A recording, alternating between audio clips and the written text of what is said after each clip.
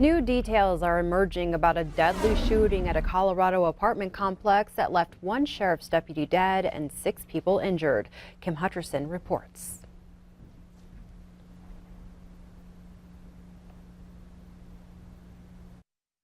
A community in mourning after a deadly shooting at a Colorado apartment complex. The suspect identified as 37-year-old Matthew Reel. So it was more of an ambush type of attack on our officers. He knew we were coming. Police were called to the Copper Canyon Apartments on a disturbance call before 6 a.m. Sunday. They found Reel barricaded in his room. They say he began shooting, firing more than 100 rounds and forcing wounded deputies to crawl for safety. Reel himself was killed about 90 minutes later when a tactical team entered the apartment. The deceased deputy, 29-year-old Zachary Parrish, a family man with 2 young daughters. Police formed a caravan to accompany his coffin to the coroner's office, and citizens lined the way to show their respect. When one of them gets shot, it's like we all get shot in the heart. The other officers injured in the attack, all in stable condition. They've been identified as 28-year-old Mike Doyle, 30-year-old Taylor Davis, 32-year-old Jeffrey Pelly, and 41-year-old Tom O'Donnell. 2 civilians were also injured. Memorials have sprung up, with local people compelled to show their sorrow and their support. That police that died and the people that were injured were people who have fought for us and protected us. I'm Kim Hutcherson reporting. President Trump tweeted about the attack Sunday evening, writing that he sends his deepest condolences to the victims of the terrible shooting in Douglas County and their families. A small plane carrying 10 U.S. citizens and 2 local crew members in Costa Rica crashed, killing everybody on board. Aviation officials there say the Nature Air charter took off from Punta Islita and was headed towards San Jose. Investigators are still trying to determine the cause of the crash.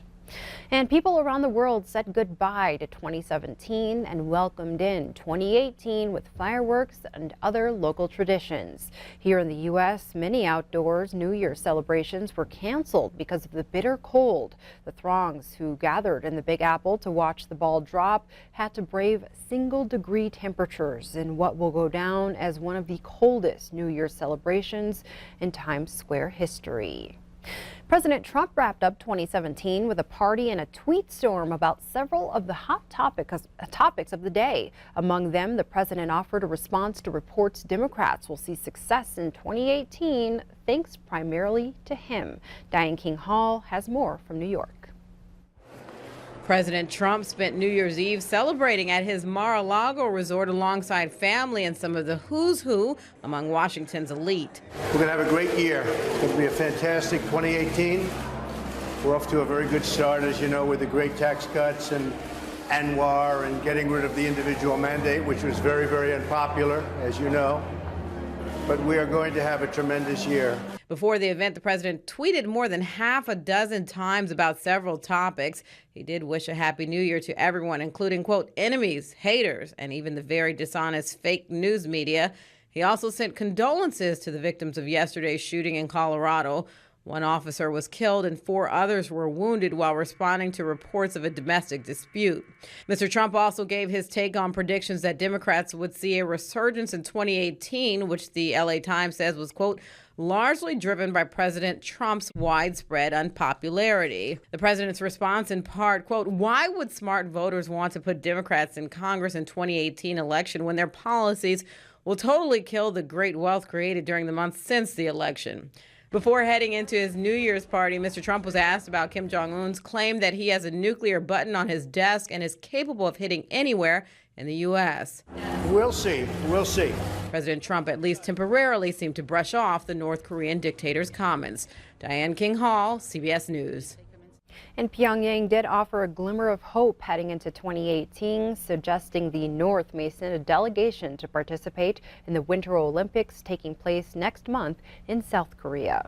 Back here in Montana, 2 snowboarders are dead after 2 separate accidents in Flathead County. According to Sheriff Chuck Curry, the first incident occurred on Saturday in Lakeside off of Blacktail Road. The skier, 22-year-old Connor Heidegger from Rollins, was out of bounds in some distance from the ski resort. Curry said the victim was snowboarding with a friend when he intentionally attempted to jump off of a cliff and died from blunt force trauma. He was pronounced dead on scene and his body was recovered Saturday afternoon by volunteers from Flathead Search and Rescue, Somers Lakeside Fire Department, and Blacktail Ski Patrol.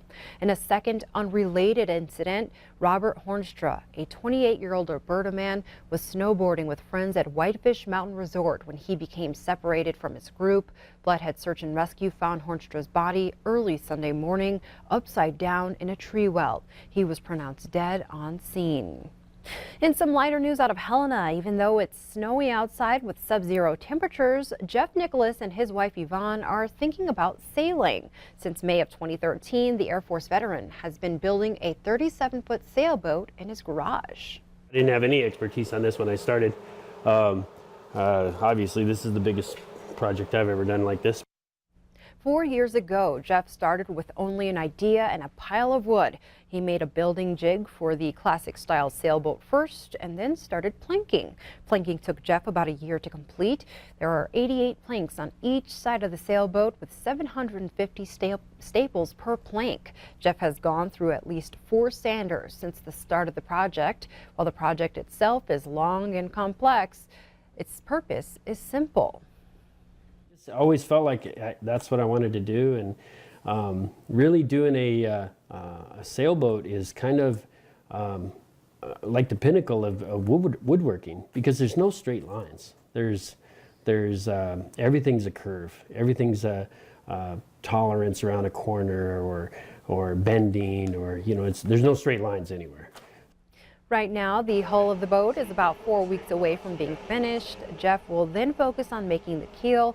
Eventually, the sailboat will be flipped in the garage so Jeff can start on the inside, which is another design in itself. Got a galley, which is basically your kitchen, and then the pilot house.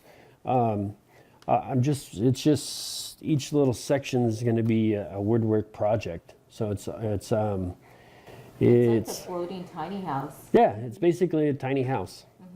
And Jeff believes the boat will be ready to set sail in about 2 years.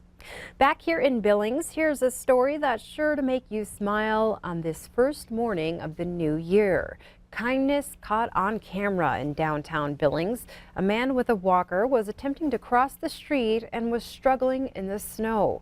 A man waiting at the light got out of his car and assisted. Sometimes it's the small acts of kindness that go a long way. Our last story this news block, a Billings man finished his 2017 New Year's resolution working out for the 365th day. To celebrate the streak, he put in 365 minutes on the last day of 2017.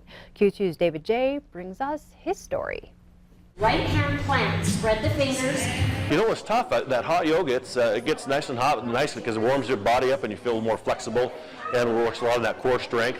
Plus, it makes you do some things that your body probably isn't used to doing. So again, kind of helps mix it up. Leif Wellhaven works out in a hot yoga class at Black Orchid.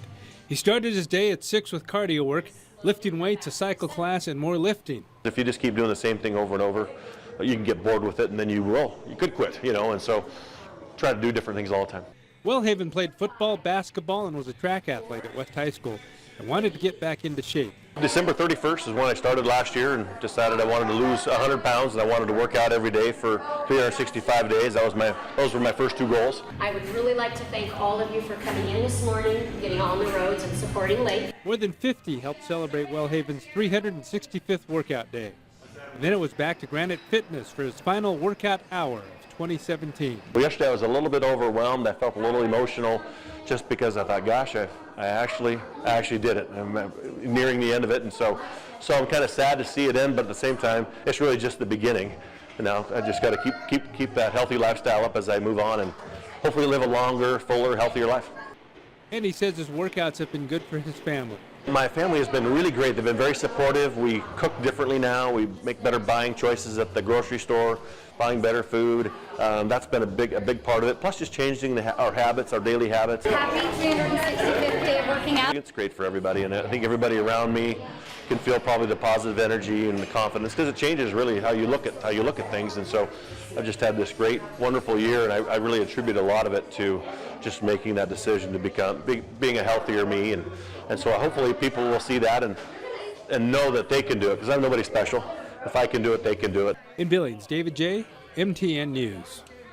And Leif says a couple days this year he worked out for 30 minutes, but his typical workouts were at least an hour long. He says his goals this year include running a half marathon and running the Spartan obstacle race in Kalispell.